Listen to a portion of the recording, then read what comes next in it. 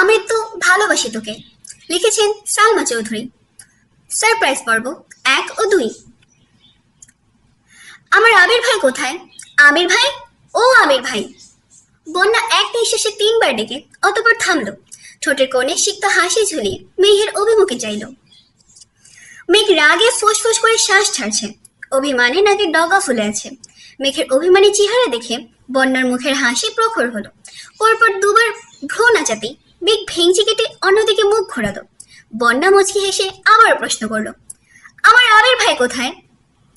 মেঘ কপালে কয়েক স্তর ভাঁজ ফেলে গম্ভীর কণ্ঠ বলল, আবির ভাই তোর হলো কবে থেকে? তুই যেদিন থেকে আমার ভাসুরের বউ হয়েছিস সেদিন থেকে উনি আমার আবির ভাই হয়ে গেছে। মেঘ দাঁতে দাঁত পিষে বলল, আবির ভাই শুধুই আমার। বন্যা শান্ত কণ্ঠে বলল, আমি কি বারণ করলাম নাকি? আমার আবির ভাই তো তোরই। আমার আবির বলবি না, মেজাজ খারাপ হয় আমার। তুই যখন আমার সামনে আমার ভাসুর মানে তোর জামাইকে ভাইয়া বলে ডাকিস তখন আমার কেমন মেজাজ খারাপ হয় বল? আমি তোর ভাইকে ভাইয়া বলে ডাকলে তোর কেমন লাগবে বলবো? তানভীর ভাইয়া বলে ডাকবো? মেঘ অগ্রদৃষ্টিতে তাকে চিৎকার করলো, চুপ থাক, আমার ভাইয়া শুধু আমার ভাইয়া, বুঝতে পেরেছিস? বন্যা একটু সময় চুপ থেকে ফের বলল, এই যে তুই রাগ করে অসময়ে বাড়ি থেকে বেরিয়ে গেলি, আমার ভাসুর আমাকে প্রশ্ন করলে কি জবাব দিব? তুই বলবি তুই কিছুই জানিস না, আমাকে তুই চিনিস না। বন্যা আর চোখে দূর রাস্তার দিকে তাকে মৃদুস্বর বলল, ওই দেখ তোর ভাইয়া আসতেছে। বন্যা ঝটপট দুর্বাঘাস থেকে উঠে দাঁড়িয়ে জামা ছেড়ে নিল। মেঘের পাশ থেকে ব্যাগটা টেনে দ্রুত গতিতে হাঁটতে শুরু করলো। এর মধ্যে মেঘও উঠে দাঁড়ালো। বন্যা কয়েক কদম সামনেই গতি তানভীর বন্যার ঠিক সামনে এসে বাইক থামালো। হেলমেট খুলতে খুলতে গুরুতর কণ্ঠে আওড়ালো, আমাকে দেখে পালাচ্ছিলে কেন? বন্যা এক পলক মেঘকে দেখে অত্যন্ত কোমল গলায় বলল, আপনি যাকে ভাবছেন আমি আসলে সে না। সঙ্গে সঙ্গে এক আঙুলে মেঘের দিকে ইশারা করে ফের বলল, ওই যে মেয়েটাকে দেখছেন, আমি কিন্তু মেয়েটাকে একদমই চিনি না। মেঘ নামে কাউকে আমি চিনতেই পারি না। আমি হাঁটতে বেরিয়েছিলাম আর হাঁটতে হাঁটতে এখানে চলে এসেছি। তানভীর হেলমেটের ওপর কোনোই রেখে থুতনিতে 2 আঙুল চেপে বন্যার কথাগুলো খুব মনোযোগ দিয়ে শুনল। বন্যার কথা শেষ হতেই ঠোঁটে স্মিত হাসি টেনে বলল, ও আচ্ছা, এই তাহলে কাহিনী। তুমি হাঁটতে হাঁটতে 14 কিলোমিটার চলে এলে অথচ জানোই না কিছু। অচেনা এক মেয়ের সাথে গত 1 ঘন্টা 26 মিনিট যাবৎ গল্প করতেছো, সেদিকেও খেয়াল নেই। তুমি যে আমার বউ সেটা মনে আছে তো, নাকি আমি কি তাও ভুলে গেলে? বন্যা ঘন ঘন পল্লব ঝাপটে ধীর গলায় বলল, আপনাকে খুব চেনা চেনা লাগছে, কোথায় যেন দেখেছি। আপনি কি নাটক করেন? না, একদম না, আমি সিনেমা করি, পূর্ণদৈর্ঘ্য বাংলা ছায়াছবি। প্রেমের নাম বেদনা, আমার বউ আমাকে চিনে না। বন্যা নিঃশব্দে হেসে মেঘের দিকে তাকালো, চাপা স্বরে বিড়বিড় করে বলল, আপনার বোন বলেছে আমি তাকে চিনি না, এটা সবাইকে বলার জন্য। তানভীর কপাল ঘুটে মেঘের দিকে নির্বিকার ভঙ্গিতে বলল, ওই মেয়েকে আমিও তাকে চিনি না। আমি আমার বউকে নিতে এসেছি, যার যার বউ দায়িত্ব তার তার। আল্লাহ, তোমার কাছে লক্ষ কোটি শুক্রিয়া, আমার বউ আমাকে ভুলেনি। মেঘ কপালে কয়েক স্তর ভাঁজ ফেলে বিরক্তির স্বরে বলল, কালে কালে কত কি যে দেখবো, এত ঢং নিতে পারছি না। মেঘ মুখ ভেঙচিয়ে তানভীরের পাশ কেটে যেতে লাগলো। তানভীর মুচকি হেসে আস্তে করে বলল, সামনে যাও আপুই, তোমার ঢং স্বয়ং দাঁড়িয়ে আছে তোমার অপেক্ষায়। তানভীরের কথা মেঘ শুনলো কিনা বোঝা গেল না। মেঘ হাতে থেকে সাইড ব্যাগটা ঘুরিয়ে হাঁটতে লাগলো। তানভীর বন্যাকে ইশারা দিল বাইক ওঠার জন্য। বন্যা এগিয়ে এসে জানতে চাইল, আবির ভাই এসেছেন? হ্যাঁ। কোথায়? ভাইয়া আছেন জায়গা মতো, তোমার ভাবতে হবে না, তুমি কেবল আমাকে নিয়ে ভাববে। ভাইয়ার বউ ভাইয়া সামলাবে। তানভীরের কথায় বন্যা লাজুক হাসলো। তানভীর আবার বলল, তুমি এখানে এসেছো সেটা আমাকে জানানো দরকার ছিল না? বন্যা বাইকে বসতে বসতে বলল, মেঘ আমার ফোন নিয়ে বন্ধ করে রেখেছিল। এই মেয়েটাকে নিয়ে আর পারি না, একজনের রাগ 10 জনের সাথে দেখাবে। এত অভিমান মনের মধ্যে কিভাবে বসে রেখে আল্লাহ ভালো জানেন। বন্যা চাপা নিঃশ্বাস ছেড়ে বলল, মেঘ ভাইয়ের উপর রাগ করেছে। আপনি আর ভাইয়া দুজনেই ওর সাথে অন্যায় করেছেন। একটি সাধারণ বিষয় নিয়ে কেউ এত বাড়াবাড়ি করে? বাড়াবাড়ি করলাম কোথায়? গতকাল ভাইয়ের 30 মিনিটের মধ্যে গুরুত্বপূর্ণ মিটিং ছিল, আমি সব কাগজপত্র রেডি করে দিয়ে এসেছি। ভাইয়া বড়কে 1 কাপ কফি করে দিতে বলেছিল, সে 20 মিনিট লাগিয়ে স্পেশাল কফি করে এনেছে। যেই মাত্র ভাইয়ের মিটিং শুরু হয়েছে ওমডে রুমের টাইসে স্লিপ খেয়ে কফির কাপ সমেত ভাইয়ের উপরে গিয়ে পড়েছে। কাগজপত্র, ল্যাপটপ, ফোন, মিটিং সব শেষ। সবচেয়ে বড় বিষয়, ভাইয়ের হাতে শরীর পর্যন্ত গরম কফি পড়েছে। তার জন্য ভাইয়ের রাগে ধমক দিয়েছিল, একটু জোরেই ধমক দিয়েছিল। তার জন্য গতকাল থেকে গাল ফুলিয়ে বসে আছে। বাসায় কারোর সাথে কথা বলছে না, কান্না করে আব্বুর কাছে বিচার দিয়েছে। মেয়ের আদরে কান্না দেখে আব্বু ভাইকে যা তা কথা শুনিয়েছে। আমাকেও ছাড় দেননি আব্বু। এই দায় কার বলো? বন্যা রাজভারী কণ্ঠ বলল, আপনার, সব দোষ আপনার। আমি কি করলাম? ভাইয়ার কতটা ক্ষতি হয়েছে বনু সেটা একবারও বোঝার চেষ্টা করছে না।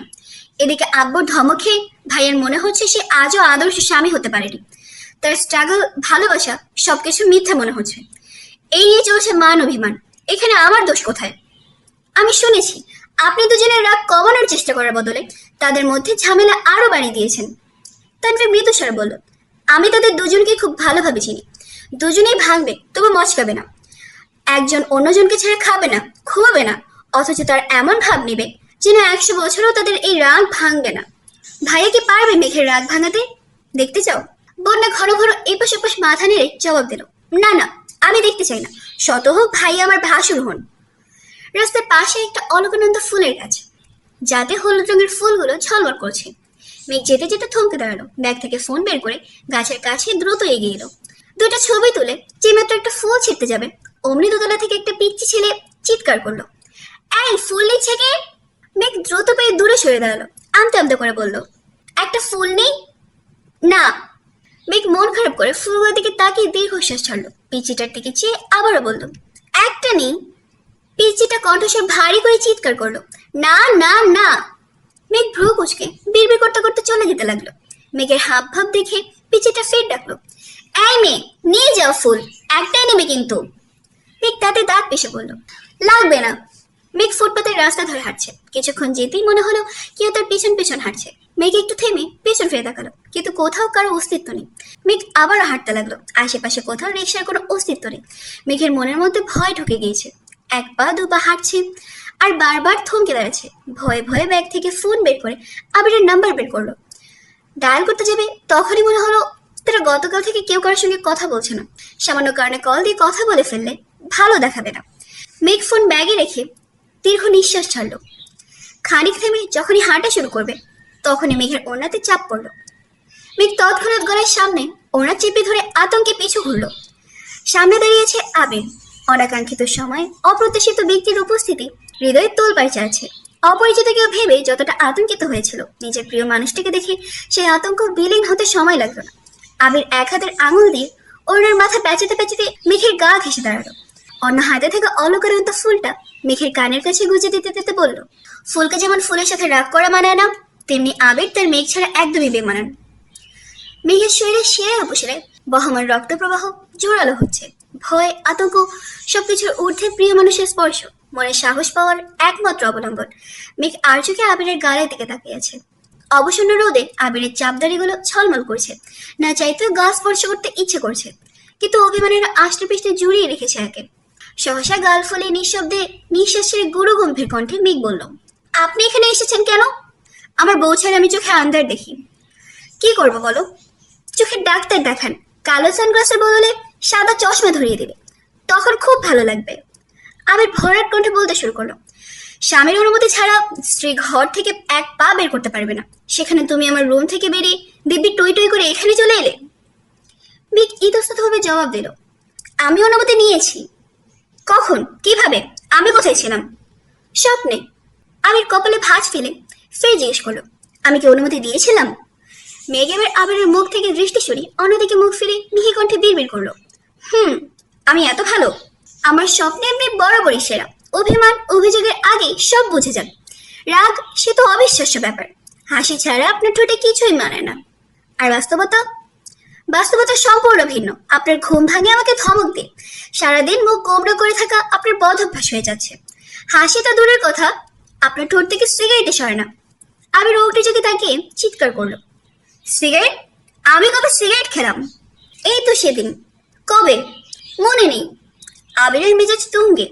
রাগে কটপট করে বলল, সব বিষয় নিয়ে মজা করা অন্যায়। সাধারণ অন্যায় না, মারাত্মক অন্যায়। গত 1.5 বছরে যে জিনিস আমি ছুঁয়েও দেখিনি সেটা নিয়ে মিথ্যা বলা আমার একদম পছন্দ না। মেঘ আমতা আমতা করে বলল, ইদানিং আপনার ঠোঁটগুলো কালো লাগে, তাই ভেবেছি আবার বোধহয় খাওয়া শুরু করেছেন। আবির কথা দিলে কথা রাখে, আর যদি সেটা মেঘকে দেওয়া কোনো কথা হয় তবে আমৃত্যু সেই কথা রাখবেই রাখবে। এর প্রমাণ আপনি আগেও বহুবার পেয়েছেন ম্যাম। আর বাকি রইল ঠোঁট কালার কথা। সে তো অন্য কারণেও হতে পারে। কি কারণে? আবির মলিন কণ্ঠে জবাব দিল, বউয়ের ভালোবাসার অভাবে, অভিমানের কারণে। মেঘ ভেঙচি কেটে বলল, সে আপনার বউ আপনাকে ভালোবাসলো কি বাসলো না, সেই দায়ভার আমার না। আপনার বউয়ের অভিমান অভিযোগের গল্প শুনে আমার কোনো কাজ নেই। ভালো থাকুন। মেঘ নির্বিকার ভঙ্গিতে হাঁটতে শুরু করলো। আবির পেছন থেকে আবার বলল, ভালো থাকলে দিলে তো থাকবো, রাগে না হয় দুটো কথা বলেই ফেলেছিলাম, তার জন্য এত রাগ? মেঘ ঘাড় ফিরিয়ে তেজি কণ্ঠে বলল, আপনার ভালোবাসায় আমি অন্ধ ছিলাম, আর অবশেষে আপনি আমাকে অন্ধ বলে গালি দিলেন। বিষয়টা ঠিক তেমন। আবির হাত দিয়ে মাথা চেপে বলল, আমার সত্যিই অন্যায় হয়েছে। তোমাকে ধমক দিয়ে আমি মস্ত বড় অপরাধ করে ফেলেছি। প্লিজ ক্ষমা করুন আমাকে, প্লিজ। মেঘ আলগোছে ভ্রু কুচকে বলল, অতিরিক্ত ভাব নিয়েছিলে আমার একদম পছন্দ না। তুমি কে চাচ্ছ আমি মাঝ রাস্তায় কান ধরে দাঁড়িয়ে থাকি? তবে কি মাফ করবে আমাকে? আবিরের গম্ভীর চাউনিতে থমকে গেল মেঘ। নিশ্চুপ চোখে চেয়ে থেকে ধীর গলায় বলল, না। তাহলে করছো কেন এমন? সরি। কেন? আমি একটু বাড়াবাড়ি করে ফেলেছি তাই। আবির বলল, বুঝতে পেরেছো তাহলে? মেঘ ভেজা কণ্ঠে জবাব দিল, আপনি গতকাল থেকে আমার সঙ্গে কথা বলছিলেন না, তাই আমার মন খারাপ লাগছিল। রাগে যা মন চেয়েছে তাই করেছি। দেখলাম তো। আর একটু হলে আমাকে ইফটিজার বানিয়ে পুলিশের হাতে ধরিয়ে দিতে।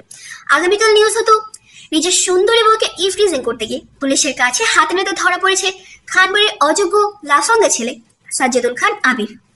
মেঘ ভ্রু উঁচিয়ে প্রশ্ন করলো, আপনি খানবাড়ির অযোগ্য ছেলে? জি। কেন? কারণ আমার 16 বছরের ভালোবাসা, তোমাকে নিজের করে পাওয়ার তীব্র আকাঙ্ক্ষা সবার নিকট বাচ্চা মনে হয়। আমি আবির 7 সমুদ্র দূরে থেকে নিজের সাথে নিজে লড়াই করে বেঁচেছি। এই সবই এখন অহেতুক, কারণ আমি আজও আদর্শ স্বামী হতে পারিনি। খানবাড়ির রাজকন্যাকে রাজরানীর মর্যাদা দিতে পারিনি। আমি ব্যর্থ, সত্যিই ব্যর্থ। মেঘের দুচোখ ছলছল করছে। মনের ভেতরে জমে থাকা অভিমান কখন যে গলতে শুরু করেছে নিজেও বুঝতে পারেনি। আবির 2 কদম এগিয়ে মেঘের গা ঘেঁষে দাঁড়ালো। গালে নিচ পর্যন্ত গড়িয়ে পড়া চোখের পানি মুছে দিল। মেঘের চোখে চোখ রেখে আবির বলল, তোমার মনের করে জমে থাকা অভিমান আমার নির্ঘুম রাত কাটানোর একান্ত সত্তা। তুমি আমার অদৃষ্টের সুখধাম, মায়াবী রাতের পূর্ণিমা চাঁদ। ভালোবাসি তোমায় নিজের চেয়েও বেশি। বিকেলের শেষ ভাগ। একটা বাগান বিলাস গাছের নিচে আবির মেঘ মুখোমুখি দাঁড়িয়ে আছে। আশেপাশে নীরবতা বিরাজমান।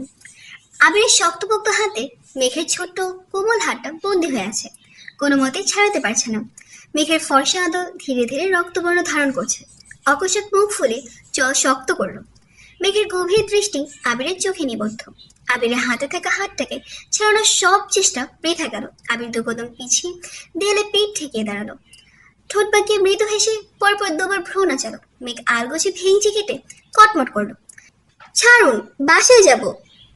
আবির গম্ভীর ভাব নিয়ে বলল, বাসা থেকে বের হওয়ার সময় মনে ছিল না? এখন বাসা যাওয়ার কোনো দরকার নেই, আজ সারা রাত এখানেই থাকবে। মেঘ নিজের ভুল বুঝতে পেরে চাপা স্বরে বলল, আকাশ মেঘলা, বৃষ্টি নামবে। নামুক, বৃষ্টিতে ভিজবো দুজন, সমস্যা আছে কোনো? আবু বকা দিবেন, একদিন ভিজে গিয়েছিলাম, তারপর কি হয়েছিল মনে নেই? তখন তুমি আমার প্রেমিকা ছিলে, আর এখন বউ। আবিরের মুখে কথাটা শোনা মাত্র মেঘের বুকের পা পাশটা কেঁপে উঠল। অনুভূতিটা হৃদয়ে দোলা দিচ্ছে। আবিরের মুখে প্রেমিকা শব্দটা খুব কমই শুনেছে মেঘ। বরাবরই তীব্র অধিকার নিয়ে আবির বউ বলেই ডেকে এসেছে। বিয়ের পর সেই ডাকের তীব্রতা বেড়েছে 1000 গুণ। সর্বক্ষণ সবার সামনে মুখে আমার বউ লেগেই থাকে। এখন খানবাড়ির প্রতিটা ইট পাথরের নখদর্পণে মেঘ আবিরের বউ। যেন আমার বউ না বললে আবিরের মস্ত বড় পাপ হবে। আবিরের মুখে আমার বউ শুনতে শুনতে ইদানিং মেঘ নিজের নামই গুলিয়ে ফেলে। কেউ নাম জিজ্ঞেস করলে মুখ ফসকে বলে দেয় আবিরের বউ। সেদিন ভার্সিটিতেও এমন এক কাণ্ড করে বসে। বৃষ্টির দিন ছিল। ভার্সিটিতে যাওয়ার পথে বৃষ্টি কমেছিল। ডিপার্টমেন্টের কাছাকাছি যেতেই ঝুম বৃষ্টি শুরু হয়েছে। দেশে বসে না পেয়ে এক দৌড় দিয়েছে। ব্যালকনিতে গিয়ে থামতেই অন্য ডিপার্টমেন্টের এক স্যারের সাথে ধাক্কা। হুড়মুড়িয়ে সরি স্যার বলতে বলতে দূরে সরে দাঁড়িয়েছে, কিন্তু তাতে বিশেষ কোনো লাভ হয়নি। স্যার মুখের ওপর ধমক দিয়ে বলেন, এই মেয়ে, স্যার ম্যাডাম দেখো না, নাম কি তোমার, কোন ডিপার্টমেন্টে পড়ো? মেঘ ভয়ে জোরসোর হয়ে জবাব দিল, আবিরের বউ। তৎক্ষণাৎ ষষ্ঠ ইন্দ্রিয় সতেজ হলো। 2 হাতে নিজের মুখ চেপে ধরল। স্যার গম্ভীর কণ্ঠে আওড়ালেন, কি নাম বললে? মুখ থেকে হাত সরিয়ে মেঘ আমতামতা করে বলল, স্যার মাহাদেবা খান মেঘ, উদ্ভিদ বিজ্ঞান ডিপার্টমেন্ট। স্যারের চেহারা গম্ভীর ভাব তখনও বহমান। কিছু একটা বলতেই যাচ্ছিলেন, তখনই কেউ একজন স্যারকে ডাকলেন। মেঘ সে যাত্রায় খুব করে বেঁচেছে। মেঘ মনে মনে বিড়বিড় করলো, আবির ভাইয়ের প্রেমিকা। ইস, শুনতে কত ভালো লাগছে। মেঘের ঠোঁটে মিটি মিটি হাসি দেখে আবির তপ্তস্বর বলল, শোনো, তোমার ওপর আমার অধিকার এখন সবচেয়ে বেশি। এক বাড়িতে থাকি বলে এটা ভেবো না আমি আমার শ্বশুরের কথা উঠবো আর বসবো। আবিরের কথায় মেঘের ভাবনায় ছেদ পড়লো। ফ্রুচি মিষ্টি হেসে প্রশ্ন করলো, কথাটা কি আপনার শ্বশুর আব্বাকে জানাবো? তোমার আমার মাঝে শ্বশুর আব্বাকে টানার কি দরকার? ওনারা মুরব্বী মানুষ, থাকুক না ওনাদের মতো। ও তাই? আবির মৃদু হেসে বলল, জি ম্যাডাম। মেয়ে আশেপাশে নজর বলে আস্তে করে বলল, স্যার অনুগ্রহ করে এখন চলুন, না হয় সত্যি সত্যি ভিজতে হবে। আবিরের কথা বাড়ালো না, আবহাওয়া সত্যিই খারাপ, যে কোনো মুহূর্তে বৃষ্টি নামতে পারে। আবির মেঘের হাত ছেড়ে হাঁটতে শুরু করলো। মেঘ গুটি গুটি পায়ে হাঁটছে আর অতীতের স্মৃতিগুলো ভাবছে। একটা সময় ছিল আবিরের সঙ্গে বাইরে বের হওয়ার জন্য, ঘোরার জন্য, একটু গল্প করার জন্য কতই না ছটফট করতো, বৃষ্টিতে ভিজতে কত বায়না করতো। সে সবই এখন অতীত। এখন মানুষটিকে দেখার জন্য এত ছটফট করতে হয় না। ঘুম ভাঙলে সবার প্রথমেই এই মানুষটার মায়াবী মুখটা নজরে পড়ে। আগে আবিরের সাথে 2 মিনিট কথা বলতে গেলে হার্টবিট কয়েক গুণ বেড়ে যেত। সেই মেঘ এখন আবিরের বুকে মাথা রেখে আবিরের হার্টবিট গুনে। ভাবা যায় ভালোবাসা কতই না অদ্ভুত। অপূর্ণতায় অশান্তি মিলে আর পূর্ণতায় প্রশান্তি। ভাবতে ভাবতে হঠাৎ নজরে পড়ল আবির অনেকটা সামনে চলে গিয়েছে, কারোর সাথে ফোনে কথা বলতে ব্যস্ত। তার জন্য মেঘকে খেয়াল করেনি। মেঘ এক ছুটে আবিরের পাশে গিয়ে থামলো। মেঘের উপস্থিতি টের পেয়ে আবির যেই ঘাড় ঘোরাবে অমনি মেঘ 2 হাতে আবিরের বাহু চেপে ধরল। আবির রাকিবের সাথে কথা বলছিল আর চোখে মেঘের দিকে তাকিয়ে মুচকি হাসলো। রাকিবকে উদ্দেশ্য করে বলল, ফোন রাখ, এখন বউকে সময় দিতে হবে। অফিস থেকে রাকিব বলল, বিগত 3 ঘন্টা 57 মিনিট যাবত সেই কাজটাই তো করছিস ভাই। বিয়ে তো অনেক দিন হলো, বউয়ের প্রতি ভালোবাসাটা এবার একটু কমা। তোর কি সমস্যা? আমার হিংসে হয়, এত প্রেম সহ্য হয় না। কেন? আমার বউটা সারাদিন আমাকে একটাবার কলও দেয় না। আমি যখনই কল দিই তখনই বলে এখন খাচ্ছি, এখন ঘুমাচ্ছি, এখন সাজতেছি, এখন কাজ করছি। ভুলেও একবার বলে না আমি রাগ করে আছি, অভিমান করেছি, আমাকে নিয়ে ঘুরতে যাও, সময় দাও। উল্টো আমি ঘুরতে যাওয়ার কথা বললে বলে বিয়ে হয়ে গেছে, এখন আবার কিসের ঘুরে? কাজ নেই তোমার? অফিসের কাজ ফেলে আমাকে ডিস্টার্ব করলে আমি আবির ভাইকে কল দিয়ে বলবো তোমাকে চাকরি থেকে বরখাস্ত করে দিতে। এই পাগলকে কে বোঝাবে? সে যাকে দায়িত্বশীল বস ভাবছে সে বস ছুতো পেলে বউয়ের কাছে ছোটে। তার কাছে মিটিং এর থেকেও বউ বেশি ইম্পর্টেন্ট। আবির তেজপূর্ণ কণ্ঠ বলল, তোর বকবক রাতে শুনবো, এখন রাখছি। রাকিব মন মরা ভঙ্গিতে বলল, কেউ আমাকে বুঝলো না। আবির মুচকি হেসে কল কেটে দিল। মেঘের মনোযোগ তখনও আবিরের হাতের দিকে। খুব শক্ত করে হাতটা ধরেছে, যতটা শক্ত করে আবির একটু আগে ধরেছিল। আবির মেঘের দিকে তাকিয়ে প্রশ্ন করলো, কি ভাবছো? চা খাবেন? এই না বললে বৃষ্টি আসবে, বাসায় যেতে হবে।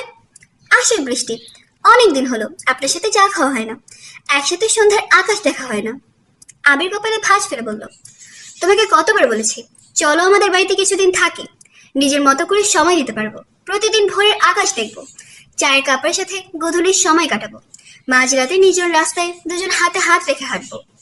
তারপর কুকুর দৌড়ানি দিলে এলো পাথারে ছুটবো, ছুটতে ছুটতে ধপাস করে পুকুরে পড়বো। আবির আগে চোখ গোল গোল করে তাকালো, গভীর কণ্ঠে বলল, তোর মাথায় কি ভালো কিছু আসে না? যত সব ফালতু চিন্তা ভাবনা। না মানে মাঝরাতে কুকুর ছাড়া আর কেউ তো রাস্তায় থাকে না। অবশ্য পাগলও ধরতে পারে, তোকে দেখলে পাগলও ভয় পাবে, দূর থেকে সালাম দিয়ে পালাবে। মেঘ ঠোঁট ফুলিয়ে বলল, বলেছে আপনাকে। আবির শান্ত কণ্ঠে বলল, তুমি তো আমার কোনো কথাই মানো না, একদিনের জন্য ওই বাসায় যেতে চাও না। তোমার জন্য এত কষ্ট করে বাড়ি করলাম কেন? এইভাবে বাসা থেকে চলে গেলে আব্বু আম্মু কি ভাববে? বড় আব্বু বড় আম্মু ওনারাও তো কষ্ট পাবেন, ভাববেন ছেলে পর হয়ে গেছে, বউ নিয়ে আলাদা থাকতে চায়। এটাকে আলাদা থাকা বলে না, ঘুরতে যাওয়া বলে, এক প্রকার হানিমুনও বলতে পারো। হানিমুন মানুষ কতবার করে। কাউকে না বলে কক্সবাজার গিয়েছিলাম বলে আমার বন্ধুরা এখনো আমাকে খোঁজে, ফাজলামো করে। আমি আর হানিমুনে যাব না। কে খোঁজে? নামটা বলো শুধু, বাকিটা আমি দেখে নিচ্ছি। মিনহাজ, তামিম নাকি অন্য কেউ? বন্যা। আবির হুঙ্কার দিতে গিয়েও থেমে গেল। বন্যার নাম শুনে নিশ্চুপ হয়ে রইল। কয়েক সেকেন্ড চুপ থেকে ধীর গলায় বলল, ও আচ্ছা তাই না, শুনবে তবে? কি? তুমি, পরিবার, ব্যবসা, তানভীরের বিয়ে, সবকিছুর কথা ভেবে আমি দ্রুত ঢাকায় ফিরে এসেছিলাম। তোমার ভাই মানে তানভীর অলরেডি আমার থেকে 2 মাসের ছুটি নিয়ে রেখেছে, দেশের বাইরে ঘুরতে যাওয়ার প্ল্যান করছে। কমপক্ষে 1 মাস কারোর সঙ্গে যোগাযোগই রাখবে না। সত্যি? হ্যাঁ, তোমার বান্ধবী ফিরলে তারপর তুমিও বলতে পারবে। মেঘ জিভ দিয়ে ঠোঁট নিচে আস্তে করে বলল, আমাদের হানিমুনের সময়টা কম হয়ে গেল না? সেজন্য তো ভাবছি সামনের মাসে একটা ট্যুর দিব। কোম্পানির কিছু কাজ আছে, সাথে তোমাকেও নিয়ে যাব। তানভীরের আগে দেশের বাইরে হানিমুনটা আমরাই করে আসবো ইনশাল্লাহ। কোথায়? এখন কিছু বলবো না, আগে তোমার পাসপোর্ট করতে হবে। ভাইয়া জানে? না, কেউ কিছুই জানে না। তুমিও একবারই কাউকে কিছু বলবে না। তোমার বেস্ট ফ্রেন্ড বন্যা কেউ না, মনে থাকবে? জি। আবির আর কিছু বলেনি, চুপ করে হাঁটছে। মেঘ চোখ ঘুরিয়ে আশেপাশের মানুষদের দেখছে। ব্যস্ত শহরের সকল ব্যস্ততার মাঝেও মেঘের নজর শুধু কাপলদের দিকে। কেউ কেউ শাড়ি পরেছে, চুলে ফুল দিয়ে বয়ফ্রেন্ড কিংবা হাজবেন্ডের হাতে হাত রেখে হাঁটছে। কত স্নিগ্ধ সে দৃশ্য। মেঘ নিজের দিকে এক নজর তাকিয়ে দীর্ঘশ্বাস ফেলল।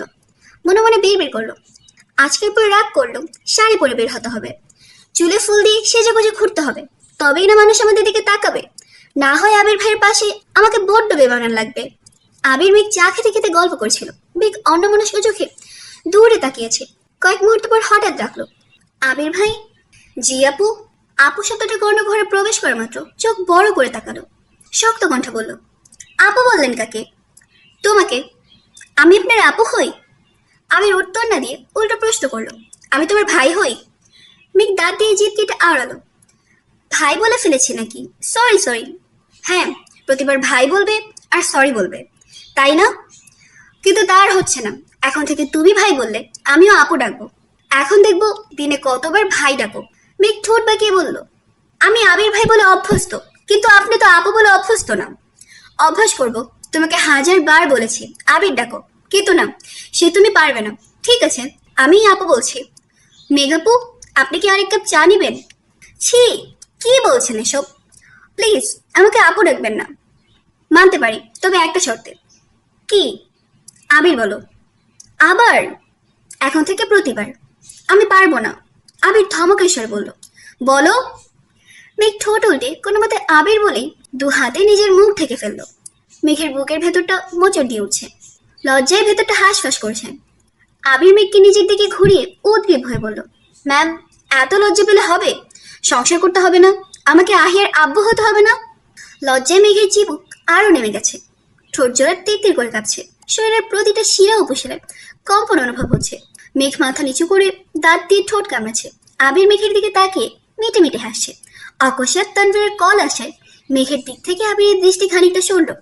এতেই মেয়েটা স্বস্তি ফিরে পেল। আমি জিজ্ঞেস করলো, কি রে, কোথায় আছিস? আছি তোমাদের আশেপাশেই। আশেপাশে থাকার কি দরকার? খুব বেশি সমস্যা না হলে চল একসাথে বসি, চা খাই, গল্প করি। এখন তো অবৈধ সম্পর্ক না, বৈধ সম্পর্কে আছিস। তোমরা বসো, আসছি কিছুক্ষণের মধ্যে। ঠিক আছে। মেঘ লজ্জায় সেই যে চোখ সরিয়েছে আর তার কোনো নামই নিচ্ছে না। আবির কয়েকবার ডেকেছে, কিন্তু সারা শব্দ নেই। আবির কিছুক্ষণ নিষ্পলক চোখে চেয়ে রইল। আবিরের কণ্ঠস্বর শান্ত, কোমল গলায় বলতে শুরু করলো, প্রিয় কাদম্বিনী, আমার প্রণয় কাব্যের না লেখা এক কবিতার শেষ। মেঘ তৎক্ষণাৎ ঠোঁট ফুলিয়ে বলল, প্লিজ আমাকে কাদম্বিনী রাখবেন না। আবির থামলো, সরে চোখে তাকিয়ে বলল, কেন? মেঘের কণ্ঠস্বর নিড়ে গম্ভীর গলায় বলতে লাগলো, আপনার মুখে মেঘ ব্যতীত অন্য কোনো মেয়ের নাম শুনতে চাই না, ডাইরেক্ট কিংবা ইনডাইরেক্ট, কোনোভাবেই না। আপনি আমার, মানে শুধুই আমার। আপনার মনের ভেতর থেকে বাইরে পর্যন্ত সবটাই আমার দখলে। কথাটা মাথায় রাখবেন। আবির হতভম্ব হয়ে রইল। কয়েক সেকেন্ড নীরবে মেঘের দিকে তাকিয়ে থেকে আচমকা প্রশ্ন করলো, বাই এনি চান্স তুমি কি কারোর প্রতি জেলাস? না। আপনি আমাকে কাদম্বিনী বলেছেন, যার অর্থ মেঘমালা। মেঘ আমি হলে মালাকে নিশ্চয়ই আপনার মামাতো বোন, যাকে আপনি এখনো মিস করেন। শয়নের স্বপনে তার কথা ভাবেন, আর সেজন্যই ইনডাইরেক্টলি আপনি আমাকে মেঘমালা বলে সম্বোধন করছেন। আবির কপালে ভাঁজ ফেলে সূক্ষ্ম দৃষ্টিতে মেঘকে দেখছিল। মেঘের কথা শেষ হতে ধপ করে চেয়ারে বসে পড়ল। ডান হাতে নিজের মাথা চেপে ধরে বিড়বিড় করে বলতে লাগলো, তানভীর, ভাইরে কোথায় তুই? মেঘ রাগেশ্বর বলল, ভাইয়াকে ডাকছেন কেন? ভাইয়া কি করেছে? এর মধ্যে তানভীর এসেছে, পেছনে বন্যা বসা।